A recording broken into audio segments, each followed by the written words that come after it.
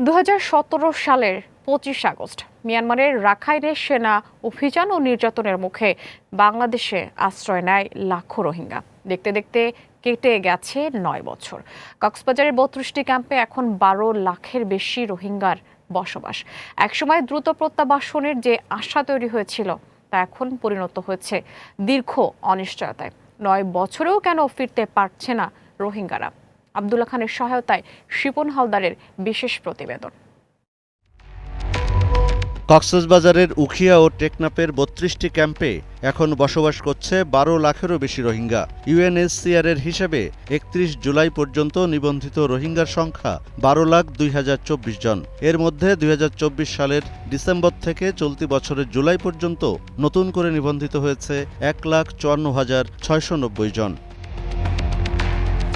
2017 সালের 25 আগস্টের পর বাংলাদেশ ও মিয়ানমারের মধ্যে একাধিকবার প্রত্যাবাসনের উদ্যোগ নেওয়া হয়েছে।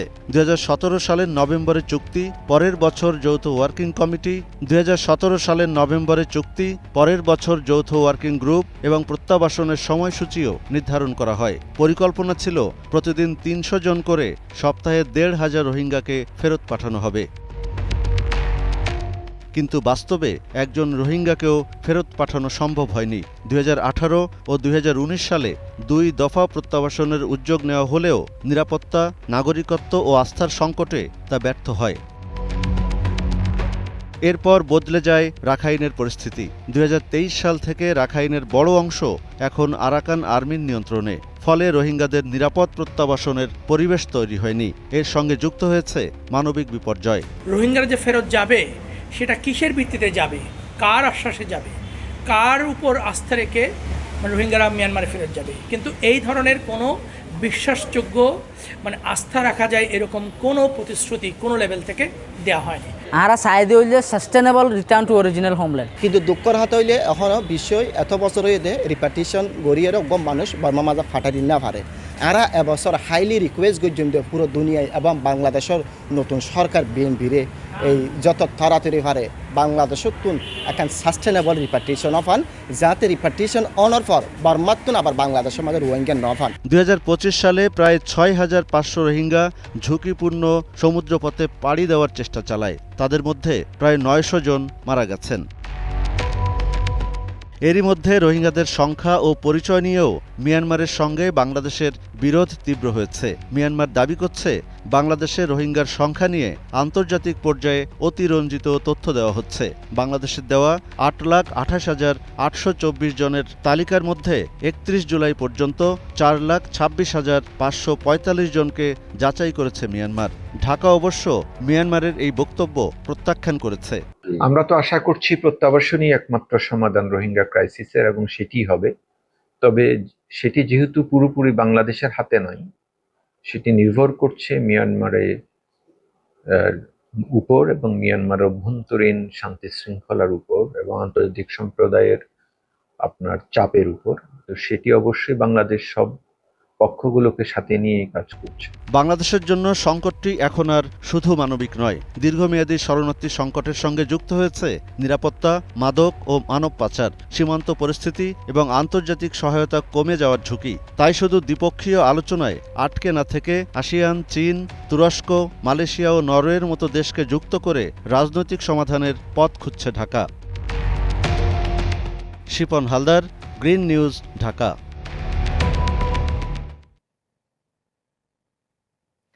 দর্শক, এবার নিউজরুম থেকে সরাসরি যুক্ত হচ্ছেন আমাদের সহকর্মী কামরুল হাসান। তার কাছ থেকে জানবো রোহিঙ্গা সংকটের সমাধান আজও কেন সম্ভব হলো না। কামরুল,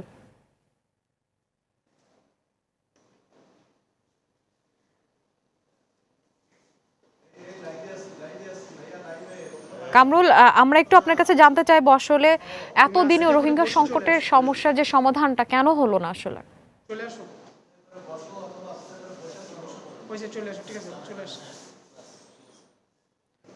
কামরুল, শুনতে পাচ্ছেন? কামরুল, আপনি কি আমাকে শুনতে পাচ্ছেন? 2017 সালে বাংলাদেশে যে রোহিঙ্গাদের ঢল নেমেছিল, সেই রোহিঙ্গারা এখনো বাংলাদেশে অবস্থান করছে। এখন বাংলাদেশে প্রায় 12 লাখেরও বেশি রোহিঙ্গা অবস্থান করছে, কিন্তু তারা কবে ফিরে যাবে, তাদেরকে কীভাবে ফিরিয়ে নিয়ে যাবে, এই বিষয়টি এখন পর্যন্ত নিশ্চিত হওয়া যায়নি এই দীর্ঘ সময়। বিশেষ করে মিয়ানমারে যে সামরিক সরকার রয়েছে, সেই সামরিক সরকারের সঙ্গে বারবার বাংলাদেশের পক্ষ থেকে যোগাযোগ করা হয়েছিল, বাংলাদেশ পক্ষ থেকে উদ্যোগ নেওয়া হয়েছিল। মূলত সেই মিয়ানমারের সামরিক সরকারের পক্ষ থেকে কোনো ধরনের উদ্যোগ বা তাদের এগিয়ে না আসার কারণে এই রোহিঙ্গা সমস্যাটি এখন পর্যন্ত সমাধান করা যায়নি। রোহিঙ্গা সংকটটি কিন্তু বাংলাদেশের একটি যে সমস্যাগুলো রয়েছে সেই সমস্যাগুলোর মধ্যে অন্যতম একটি বড় সমস্যা। জানেন যে এই প্রায় 12 লাখের মতো বেশি মানুষকে বাংলাদেশে ভেতরে থাকতে দেওয়া এবং তাদের যে ব্যবস্থাপনা, সেটি বাংলাদেশের জন্য অনেক একটি বড় ধরনের চ্যালেঞ্জের মুখে দাঁড় করিয়েছে। কিন্তু তারপরও বাংলাদেশ দীর্ঘদিন যাবৎ এই রোহিঙ্গাদেরকে নানাভাবে তাদের যে থাকা এবং খাওয়ার ব্যবস্থা সেটি করে যাচ্ছে। বিশেষ করে বিভিন্ন আন্তর্জাতিক সংস্থার পক্ষ থেকে এই রোহিঙ্গাদের বিষয়ে নানা ধরনের সহযোগিতার উদ্যোগ নিলেও বাংলাদেশ সরকারের পক্ষ কিন্তু এই যারা রোহিঙ্গা রয়েছে তাদের ব্যবস্থাপনা করা অনেকটাই কঠিন। এ পর্যন্ত 2017 সাল থেকে এখন পর্যন্ত বিভিন্ন সময় বিভিন্নভাবে দুই সরকারের পক্ষ থেকে, বিশেষ করে বাংলাদেশ সরকারের পক্ষ থেকে উদ্যোগটা বেশি ছিল যেন রোহিঙ্গারা ফিরে যায়।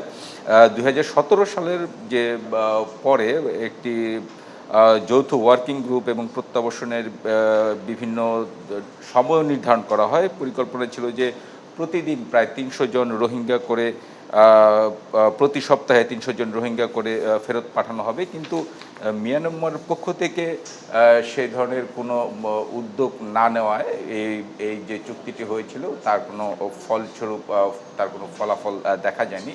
বিশেষ করে এই দীর্ঘ সময়ে 2017 সালের পর থেকে এখন পর্যন্ত এই যে 12.5 লাখের মতো রোহিঙ্গা রয়েছে, তাদের ভেতরে একজনকেও মিয়ানমারে ফেরত পাঠানো হয়নি।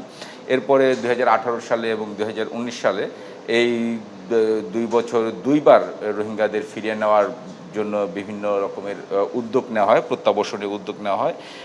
কিন্তু বিভিন্ন কারণে, বিশেষ করে নিরাপত্তা, তাদের নাগরিকত্বের যে একটি সংকট রয়েছে, বিশেষ করে কারা রোহিঙ্গা না, এই বিষয়ে মিয়ানমারের জান্তা সরকারের পক্ষ থেকে একটি আশঙ্কা রয়েছে যে তারা আসলেই রোহিঙ্গা কিনা। এই বিষয়গুলো সামনে আসার কারণে সেটিও সম্ভব হয়নি। এরপরে যে চলেছে মিয়ানমারের ভেতরে গৃহযুদ্ধ, বিশেষ করে রাখাইন এলাকায়, এর কারণেও ওই রোহিঙ্গাদেরকে ফিরিয়ে নেওয়া সম্ভব হচ্ছে না। কারণ রোহিঙ্গারা যেখান থেকে এসেছেন সেই এলাকাটি মিয়ানমারের রাখাইন রাজ্যে, সেখানে এখন বড় ধরনের সংঘাত চলছে। অর্থাৎ সেই তাদের যে আবাসস্থল, সেখানেও রোহিঙ্গারা ফিরে যেতে পারছে না বা ফিরে যাওয়ার মতো উপযোগী নয়। এটির কারণেও এই রোহিঙ্গাদের ফেরত পাঠানো এখন পর্যন্ত সম্ভব হয়নি। তবে এখন পর্যন্ত বিষয়গুলো আসলে অনিশ্চিত। রোহিঙ্গারা, এই 12.5 লাখ রোহিঙ্গা, তারা কবে বাংলাদেশ থেকে ফিরে যাবে বা কিভাবে তাদেরকে ফেরত পাঠানো হবে, এই বিষয়ে কিন্তু এখন পর্যন্ত কোনো চূড়ান্ত বা স্পষ্ট ধারণা বাংলাদেশ সরকারের কাছে বা বাংলাদেশের কাছে নেই। আরেকটি বিষয় যে এখানে রোহিঙ্গাদের ফিরিয়ে দেওয়ার বিষয়টি শুধুমাত্র বাংলাদেশ বা মিয়ানমার সরকারের উপর যে নির্ভর করছে সেটিও না, এটি আন্তর্জাতিক কূটনীতির একটি অংশ, বিশেষ করে আঞ্চলিক কূটনীতির। তাদেরকে ফেরত পাঠানো সম্ভব হবে কিনা বা এটা সম্ভব কিনা, সেটি অনেকাংশে নির্ভর করে পার্শ্ববর্তী দেশ ভারত এবং আরেক পার্শ্ববর্তী দেশ রয়েছে মিয়ানমারের চীন। এই চীন ভারতের কূটনৈতিক উদ্যোগ বা তাদের চেষ্টার অনেক কিছুই নির্ভর করে রোহিঙ্গাদেরকে আসলে ফেরত পাঠানো যাবে কিনা বা ফেরত পাঠানো হবে কিনা। তবে এখন পর্যন্ত যেটুকু দেখা যাচ্ছে যে খুব শীঘ্রই যে রোহিঙ্গাদের ফেরত পাঠানো যাবে বা রোহিঙ্গারা ফিরে যাবেন, সেই ধরনের উদ্যোগ বা কোনো কূটনৈতিক প্রচেষ্টা এখন পর্যন্ত আমরা দেখছি না, আমাদের কাছে পরিষ্কার নয়। কামরুল, আপনাকে ধন্যবাদ। দর্শক, নিউজরুম থেকে সরাসরি যুক্ত ছিলেন সহকর্মী কামরুল হাসান। এবার অন্যান্য খবর। চিকিৎসার জন্য হাসপাতালে এসে বিদ্যুৎ বিভ্রাটে চরম ভোগান্তিতে পড়েছেন রোগীরা। চট্টগ্রাম মেডিকেল কলেজ হাসপাতাল থেকে শুরু করে সাভার উপজেলা স্বাস্থ্য কমপ্লেক্স হাসপাতাল সবখানে বিদ্যুৎ সংকটে ব্যাহত হচ্ছে চিকিৎসা সেবা। চট্টগ্রাম ও সাভারের পরিস্থিতি জানাচ্ছেন জেরিন জামান। চট্টগ্রাম মেডিকেল কলেজ হাসপাতালে হঠাৎ চলে যায় বিদ্যুৎ। কখনো প্রায় 2.5 ঘন্টা বিদ্যুৎ না থাকায় অচল হয়ে পড়ে রেডিওলজি ও ইমেজিং বিভাগ। বন্ধ থাকে 6টি এক্স-রে ও আল্ট্রাসোনোগ্রাফি মেশিন। ফলে দূর দূরান্ত থেকে আসা শত শত রোগীকে পরীক্ষা করাতে এসে দীর্ঘ সময় অপেক্ষা করতে হয়। কারণ চলে গিয়ে আর নোয়াইয়ার 1 ঘন্টা বা 2-3 ঘন্টা নোয়াইয়ার রিস্তার কি 1 ঘন্টা পর্যন্ত দাঁড়া থাকছে, এখনো পর্যন্ত কি রোগীটা ট্রিটমেন্ট করাতে পারতেছে। রোগীর অবস্থা খারাপ, আমরা ওয়ার্ডও যেতে পারতেছি না, পরীক্ষাটি উন্নত সময় দেব। সকাল 9টা তুল প্রায় 12টা দিন মাসুল এরপর আইছি জেনারেটর চলি পুরো ফাঁকা চললি আর লাইটুন চললি। কারণ না থাকলে তো বহুত কিছু সমস্যা, এক্সরে সমস্যা, অক্সিজেনের সমস্যা, তারপরে লিফটও না চলে, বেকিনের সমস্যা। বিকল্প হিসেবে জেনারেটর চালু করা হলেও তা দিয়ে বড় ও ভারী চিকিৎসা সরঞ্জাম চালানো সম্ভব হয়নি। ফলে সবচেয়ে বেশি দুর্ভোগে পড়েন জরুরি পরীক্ষা নিরীক্ষা করাতে আসা রোগীরা। হাসপাতাল কর্তৃপক্ষ জানায় দুর্ভোগ কমাতে বিদ্যুৎ বিভাগের সাথে জরুরি যোগাযোগের পর সরবরাহ স্বাভাবিক হয়। চমেক হাসপাতাল কর্তৃপক্ষ বলছে, রোগীদের দুর্ভোগের কথা বিবেচনা করে সরবরাহ নিশ্চিত করতে বিদ্যুৎ বিভাগকে অনুরোধ জানানো হয়েছে। যতগুলো সিসিআর যতগুলো ইমার্জেন্সি ওয়ার্ডার সবগুলোতে কারেন্ট ছিল। আমি বলছি আমার অফিসে কারেন্ট দরকার নাই, অফিসের কারেন্টটা ওদিকে দিয়ে দেন, যেখানে খারাপ রোগী আছে ওখানে চলে যাবে। অন্যান্য জায়গায় পরে একটা পিডিবিতে ফোন করার সাথে সাথে 10 মিনিট পর ওরা কারেন্ট দিয়ে দেবে। ঢাকার সাভার উপজেলা স্বাস্থ্য কমপ্লেক্সের চিত্র একই। প্রতিদিন বহির্বিভাগে চিকিৎসা নিতে আসা প্রায় 2000 রোগী নিয়মিত লোডশেডিং এর কারণে ভোগান্তিতে পড়ছেন। গরমে রোগীদের হাঁসফাঁস অবস্থার পাশাপাশি ব্যাহত হচ্ছে জরুরি অস্ত্রোপচারও। হাসপাতালে নিরবচ্ছিন্ন বিদ্যুৎ ও কার্যকর বিকল্প ব্যবস্থা নিশ্চিত করাই এখন জরুরি বলে মনে করছেন সেবা প্রত্যাশীরা। জেরিন জামান, গ্রিন নিউজ ডেস্ক। টাঙ্গাইলের খাতাইলে লোডশেডিং এর কারণে ব্যাহত হচ্ছে হাসপাতালের চিকিৎসা সেবা। এ নিয়ে আরো খবর জানাতে খাতাইল উপজেলা স্বাস্থ্য কমপ্লেক্স থেকে সরাসরি যুক্ত হচ্ছেন সহকর্মী সৈয়দ মিঠুন। মিঠুন, শুনতে পাচ্ছেন নিশ্চয়ই হাসপাতালে কি কি সমস্যা দেখা দিয়েছে আর এ নিয়ে কি বলছেন চিকিৎসকরা? ঠিক আছে।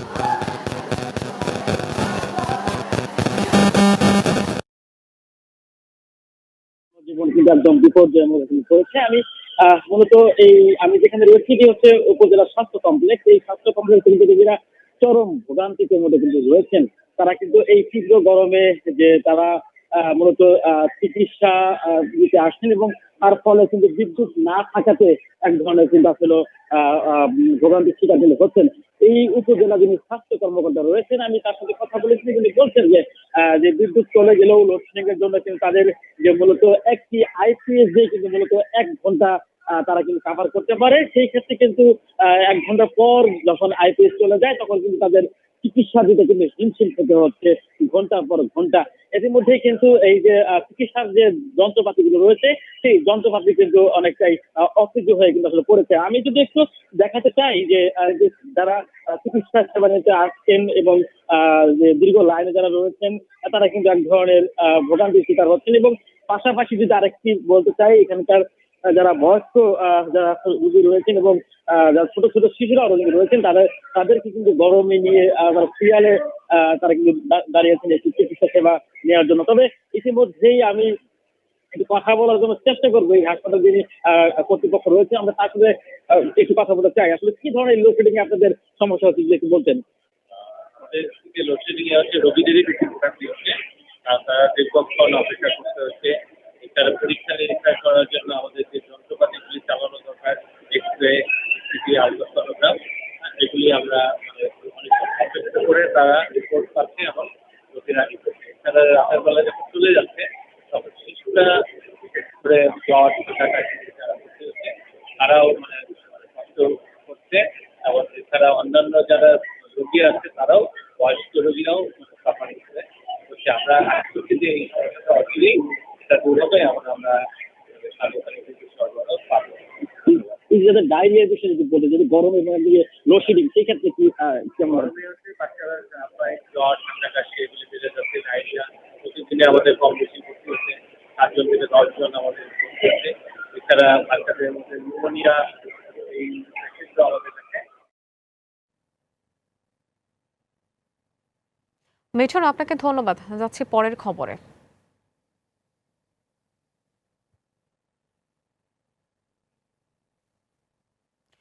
বিশ্ববাজারে আবারও $90 উপরে উঠেছে অপরিশোধিত জ্বালানি তেলের দাম।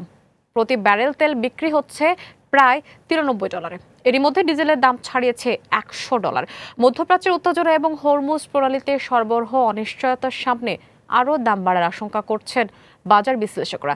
আন্তর্জাতিক বাজারে এই ঊর্ধ্বগতির প্রভাব এবার দেশের বাজারে কতটা পড়বে জানাচ্ছেন কামরুল হাসান। আগস্ট জুড়ে ব্যারেল প্রতি অপরিশোধিত তেলের দাম ঘোরাফেরা করছে $90 থেকে $95 মধ্যে। সোমবার তা দাঁড়ায় প্রায় $93, আর ডিজেলের আন্তর্জাতিক দাম ছাড়িয়েছে $100। মূল কারণ মধ্যপ্রাচ্যে বাড়তে থাকা উত্তেজনা, হরমুজ প্রণালীতে সরবরাহ নিয়ে অনিশ্চয়তা এবং যুক্তরাষ্ট্র ইরান সমঝোতার সম্ভাবনা দুর্বল হয়ে পড়া। শুধু জুলাই মাসেই আন্তর্জাতিক বাজারে তেলের দাম বেড়েছে প্রায় 24%।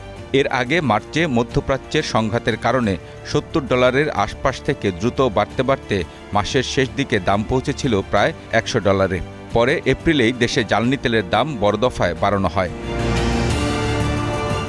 তবে এরপর জুন, জুলাই ও আগস্ট টানা 3 মাস দেশের বাজারে দাম অপরিবর্তিত রেখেছে সরকার। বর্তমানে প্রতি লিটার ডিজেল $115, কেরোসিন $135, পেট্রোল $140 এবং অকটেন $145 বিক্রি হচ্ছে। কিন্তু আন্তর্জাতিক বাজারে দাম আরও বাড়লে চাপ তৈরি হতে পারে আমদানি ব্যয়, কারণ দেশের ডিজেল চাহিদার বড় অংশই আমদানি নির্ভর। দেশে বছরের ডিজেলের চাহিদা প্রায় 43 থেকে 46 লাখ টন। ইস্টার্ন রিফাইনারিতে অপরিশোধিত তেল শোধন করে পাওয়া যায় সর্বোচ্চ 7.5 লাখ টনের মতো, ফলে বড় অংশ আমদানি করেই মেটাতে হয়। তবে অপরিশোধিত তেলের দাম বাড়লেই দেশের বাজারে জ্বালানি তেলের দাম একই হারে বাড়ে না। আন্তর্জাতিক পরিশোধিত জ্বালানি তেলের দাম জাহাজ ভাড়া, বীমা এবং অন্যান্য আমদানি ব্যয়ও বিবেচনায় আসে। তবু বড় ঝুঁকি হরমুজ প্রণালী। বিশ্ববাজারে সমুদ্রপথে পরিবাহিত বিপুল পরিমাণ তেল এই পথ দিয়েই যায়। সেখানে জাহাজ চলাচলে বিঘ্ন বাড়লে সরবরাহ সংকট তৈরি হয়ে দাম $100 উপরে ওঠার আশঙ্কা রয়েছে। এখন পর্যন্ত আন্তর্জাতিক বাজারে তেলের দাম $100 ছাড়ায়নি। তাই আপাতত দেশের বাজারে বড় ধরনের মূল্য পরিবর্তনের সম্ভাবনা কম বলেই মনে করছেন সংশ্লিষ্টরা। তবে মধ্যপ্রাচ্যে সংঘাত বাড়লে কিংবা হরমুজ প্রণালীতে সরবরাহে বড় ধাক্কা এলে বদলে যেতে পারে পরিস্থিতি। Kamrul Hasan, green news, Dhaka. রাজশাহীতে বাড়ছে ডেঙ্গুর প্রকোপ। গত 24 ঘন্টায় রাজশাহী মেডিকেল কলেজ হাসপাতালে ডেঙ্গু আক্রান্ত হয়ে ভর্তি হয়েছেন 31 জন ডেঙ্গু রোগী। এছাড়া চাঁপাইনবাবগঞ্জেও বাড়ছে ডেঙ্গুর প্রকোপ। একদিনে 250 শয্যা বিশিষ্ট চাঁপাইনবাবগঞ্জ জেলা হাসপাতালে ভর্তি আছেন 26 জন ডেঙ্গু রোগী। তবে ডেঙ্গু নিয়ে আতঙ্কিত না হয়ে সচেতন হওয়ার পাশাপাশি দ্রুত চিকিৎসা নেয়ার পরামর্শ দিচ্ছেন চিকিৎসকরা। এদিকে ডেঙ্গুর বিস্তার রোধে সিটি কর্পোরেশন মশক নিধন কার্যক্রম চালানো হচ্ছে। রাজশাহীতে বাড়ছে ডেঙ্গুর প্রকোপ। দর্শক, জেলা ডেঙ্গুর পরিস্থিতি সরাসরি জানাতে যুক্ত হচ্ছেন আমাদের সহকর্মী রায়হান ইসলাম। রায়হান, রাজশাহীতে ডেঙ্গু সংক্রমণ ও চিকিৎসা সেবা নিয়ে কি কি তথ্য আছে আপনার কাছে আমাদেরকে জানাবেন।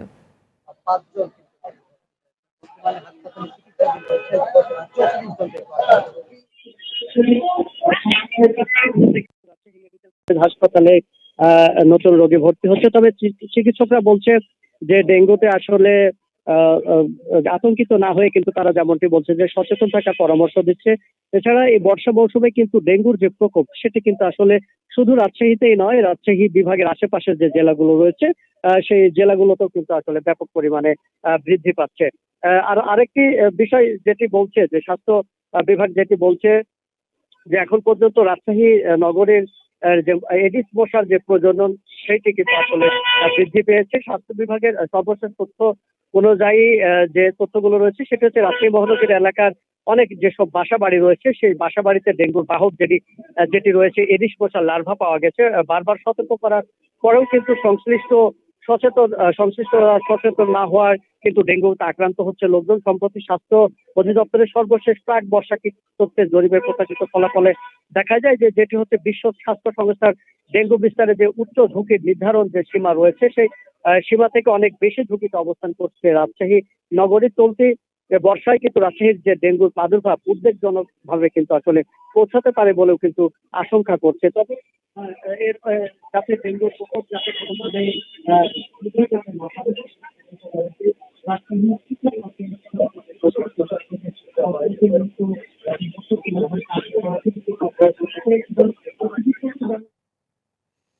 রায়হান, আপনাকে ধন্যবাদ। সিলেটে গত 2 দিনে হামির উপসর্গ নিয়ে আরও এক শিশুর মৃত্যু হয়েছে। চলতি বছর মৃতের সংখ্যা দাঁড়িয়েছে 143 জনের। সবশেষ নতুন করে 11 জনের শরীরে হাম শনাক্ত হয়েছে। ফলে 1 জানুয়ারি থেকে এ পর্যন্ত সিলেট বিভাগে নিশ্চিত হাম রোগের সংখ্যা দাঁড়িয়েছে 1015 জনে। এই সময় হামির উপসর্গ নিয়ে বিভিন্ন হাসপাতালে ভর্তি হয়েছেন আরও 114 জন রোগী।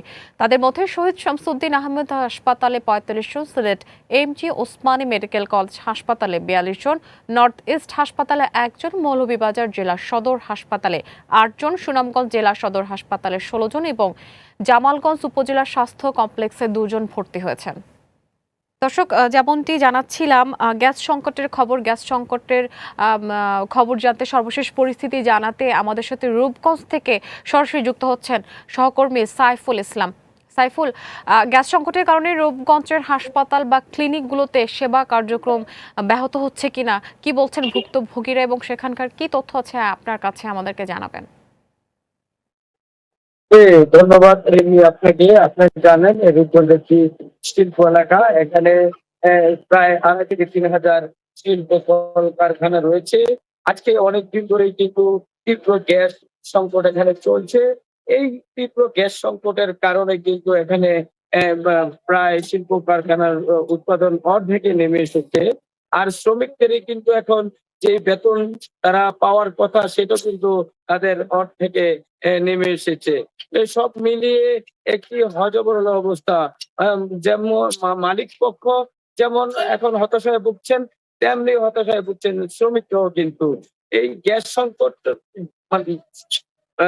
সংকট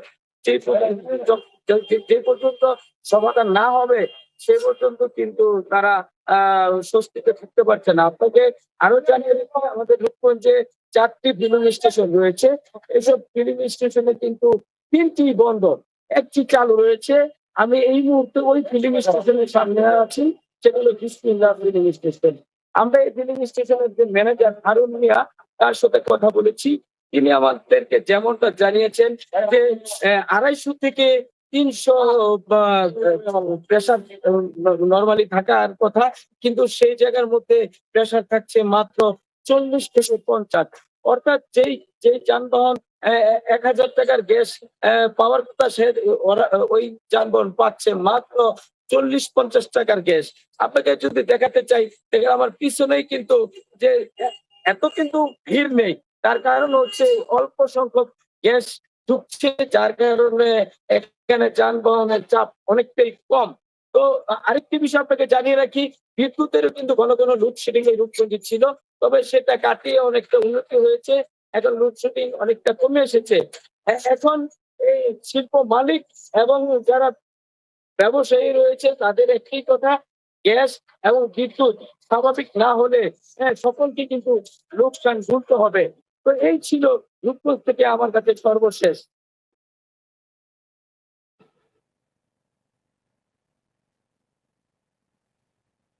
সাইফুল, আপনাকে ধন্যবাদ। যাচ্ছি পরের খবরে। একদিকে সারের কৃত্রিম সংকট, অন্যদিকে উৎপাদন খরচ বেড়ে যাওয়ায় দিশেহারা রাজশাহীর প্রান্তিক কৃষকরা। বিঘা প্রতি ধান উৎপাদন খরচ 3 থেকে 4 হাজার টাকা বৃদ্ধি পেলেও বাজারে মিলছে না কাঙ্ক্ষিত সার। তবে কৃষি বিভাগ বলছে বাজারে কোনো সারের সংকট নেই। রাজশাহী প্রতিনিধি রাহিল ইসলামের প্রতিবেদন। বিস্তীর্ণ ফসলের মাঠ জুড়ে চলছে কৃষকদের কর্মব্যস্ততা। আমন ধান চাষের স্বপ্ন দেখলেও উৎপাদন খরচ বৃদ্ধি পাওয়ায় ফিকে হয়ে গেছে কৃষকের সেই স্বপ্ন। ধান চাষ ও পরিচর্যা করতে গিয়ে আর্থিক সংকট ও দুশ্চিন্তায় দিন কাটছে। চাষিদের দাবি, গত মৌসুমের চেয়ে বিঘা প্রতি ধান চাষে খরচ বেড়েছে 3 থেকে 4 হাজার টাকা। গেলবারের থেকে এবার আমাদের ধান ক্ষেতের উৎপাদন খরচ অনেকটাই বেশি হচ্ছে, এই নিয়ে আমরা অনেক চিন্তিত আছি। গতবার এবার বিঘাকে 3-4 হাজার টাকা বেশি, লেবারের দাম বেশি, সারের দাম বেশি, ওষুধের দাম তো বলা যাবে না, ওষুধের দাম তো দীর্ঘ। কৃষকদের অভিযোগ, সংকটের অজুহাতে খুচরা বাজারে সারের দাম বস্তা প্রতি বেড়েছে 200 থেকে 300 টাকা। অপরদিকে কীটনাশকের দাম বেড়েছে 400 থেকে 500 টাকা। জমির দামসহ সব মিলে এবার বিঘায় উৎপাদন খরচ পড়ছে 24 থেকে 25 হাজার টাকা, অথচ বাজারে ধানের দাম কম।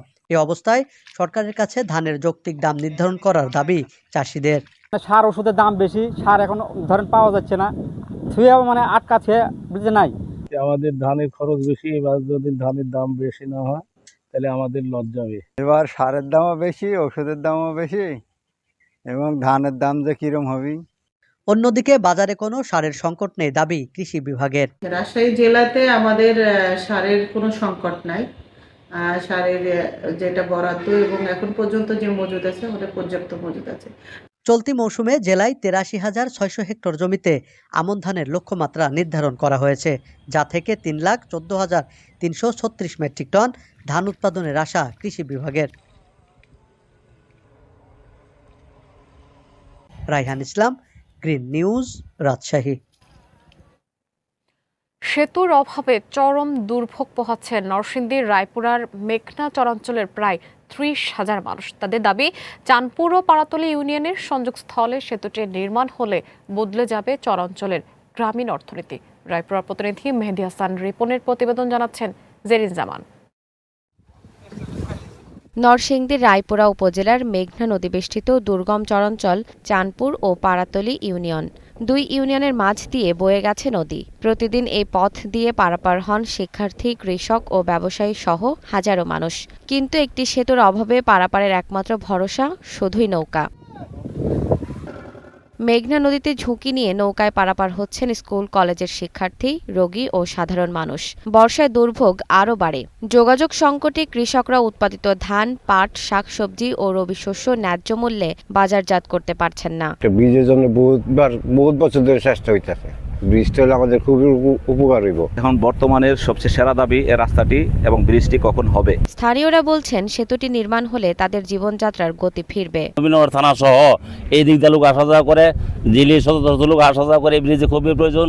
ছেলে মেয়ে লেখাপড়া করে এবং মনে করেন যে এসএসসি পরীক্ষা দিতে অনেক সময় আমাদের ছেলে পেলে ওইদিকে যাইতে পারে না, হয়তো ক্লাস মিস করে। গর্ভবতী মেয়েরা যদি তাদের সমস্যা হয়, প্রসব বেদনা যখন হয়, তখন রোগীগুলি নিয়ে যেতে আমাদের খুব কষ্ট হয়। এদিকে এলজিইডি বলছে, সেতু নির্মাণের প্রক্রিয়া এগিয়ে চলছে। পরীক্ষা নিরীক্ষা শেষে টেন্ডারের জন্য ঊর্ধ্বতন কর্তৃপক্ষের কাছে প্রতিবেদন পাঠানো হবে। মাপঝোঁক নিয়ে আমরা আবার ঢাকাতে পাঠিয়ে দিলে এই মাপঝোঁকের উপরে তারা আবার কার্যকলাপ করে সামনে হয়তো টেন্ডারের ব্যবস্থা করবে। দীর্ঘদিনের দুর্ভোগ ঘোচাতে দ্রুত একটি স্থায়ী সেতু নির্মাণের অপেক্ষায় চাঁদপুর সহ মেঘনা বেষ্টিত চরাঞ্চলের মানুষ। জেরিন জামান, গ্রিন নিউজ ডেস্ক। দর্শক, এবার জানবো বিভিন্ন জাতীয় দৈনিকের প্রধান খবর। নিউজরুম থেকে আমাদের সাথে যুক্ত হচ্ছেন গ্রিন টিভির সহকারী বার্তা সম্পাদক মোর্শেদা খান লিপি। লিপি, আমাদেরকে আজকের জাতীয় দৈনিকগুলোর প্রধান শিরোনামগুলো একটু জানাবেন। রিমনি, আপনাকে ধন্যবাদ। আজকের অনলাইন পত্রিকাগুলোর প্রধান শিরোনাম নিয়ে নিউজরুম থেকে যুক্ত হচ্ছি। প্রথমেই জানব প্রথম আলোর শিরোনাম। যুক্তরাষ্ট্রে 2 লাখ আশ্রয় প্রার্থীর ভিসা বাতিলের পরিকল্পনা ট্রাম্প প্রশাসনের। বঙ্গোপসাগরে ট্রলার ডুবি 8 জনকে ভাসমান অবস্থায় উদ্ধার, 5 জন নিখোঁজ। যাচ্ছি পরের শিরোনাম, কালের কণ্ঠ। নারায়ণগঞ্জের ছুরিকাঘাতে পরিবহন শ্রমিক নিহত। যাচ্ছি বাংলাদেশ সংবাদ সংস্থার জাতীয় শিরোনাম। নিত্যপণ্যের বাজার পরিস্থিতি রাখতে 8,000 কোটি টাকার পণ্য কিনবে টিসিবি। স্মার্ট ও গ্রিন ঢাকা গড়তে ডিএনসিসির 1,904 কোটি টাকার উন্নয়ন পরিকল্পনা। মেয়েদের জন্য সর্বজনীন উপবৃত্তি পুনর্বহালের সম্ভাব্য যাচাইয়ের নির্দেশ প্রধানমন্ত্রীর। যাচ্ছি পরের শিরোনাম, বাংলা ট্রিবিউনের শিরোনামে। রোহিঙ্গা সংকট স্মরণ নয়, এবার দায় নেওয়ার সময়। রোহিঙ্গা সংকট আজও আমাদের সমাধান হচ্ছে না, দিন দিন বেড়েই যাচ্ছে রোহিঙ্গা সংকট। রোহিঙ্গা সংকটে উখিয়া কক্সবাজারের যে পরিমাণ সমস্যাগুলি দেখা দিচ্ছে, আমরা আশা করব খুব দ্রুত এর সমাধান। যাচ্ছি পরের শিরোনামে। ঢাকা পোস্ট, 2 তদন্তে আকাশ পাতাল ফারাক, তবু চলছে যুদ্ধাপরাধের বিচার। সোনার ভরি ছাড়ালো 2,47,000 টাকা। স্বর্ণের দাম দিন দিন বেড়েই চলেছে। মধ্যবিত্তদের জন্য সোনা কেনা এখন বর্তমানে আকাশকুসুম পরিকল্পনা। আমরা আশা করব বাংলাদেশ সরকার খুব দ্রুত বাংলাদেশের জন্য স্বর্ণের দাম কমিয়ে নিয়ে আসে এবং আমরা কিনতে পারি, সেই প্রত্যাশা রইল। দেখব পরের শিরোনাম, দৈনিক আগামীর সময়। দৈনিক আগামীর সময় প্রধান শিরোনাম, জাতীয় খবরের মধ্যে দেখতে পাচ্ছি বরগুনা জেলা কল্যাণ ফোরামের নতুন কমিটি ঘোষণা করা হয়েছে। এরপর যাচ্ছি প্রতিদিনে বাংলাদেশ। নুসরাত হত্যা মামলা, 7 বছর আগে কারাগারে জন্ম নেয়া রাত্রির সামনে দাঁড়াতে ভয় বাবার। খুবই দুঃখজনক নুসরাত হত্যা মামলা। আমরা সবসময় চাইব এই ধরনের অপরাধীর রায় যেন দ্রুত কার্যকর করা হয়। এরপর যাচ্ছি, এখানেও রোহিঙ্গা সংকট নিয়ে শিরোনাম করেছেন, রোহিঙ্গা সংকটে 9 বছর, ত্রিমুখী জটিলতায় কক্সবাজারের জনজীবন। এ বিষয়ে বিস্তারিত জানব। রোহিঙ্গা সংকট আসলেই আমাদের বাংলাদেশের জন্য একটি বড় সংকট হয়ে দাঁড়িয়েছে। রোহিঙ্গা কক্সবাজারের উখিয়া টেকনাফের পাহাড়ে একসময় ছিল সবুজের বিস্তৃত চাদর। সেই পাহাড়ের বুকে গড়ে উঠেছে বিশ্বের অন্যতম বড় শরণার্থী বসতি। মিয়ানমার থেকে আসা রোহিঙ্গা ঢলের প্রায় 9 বছর হতে চললেও সংকটের স্থায়ী সমাধান আজও হয়নি। আমরা দ্রুত এই সংকট নিরসনের উত্তরোত্তর কামনা করছি। রিমনি, এই ছিল আজকের জাতীয় পত্রিকার প্রধান শিরোনাম। ধন্যবাদ আপনাকে। লিপি, আপনাকে অনেক ধন্যবাদ। দর্শক, নিউজরুম থেকে আমাদের সাথে যুক্ত হয়েছিলেন গ্রিন টিভির সহকারী বার্তা সম্পাদক মোর্শেদা খান লিপি।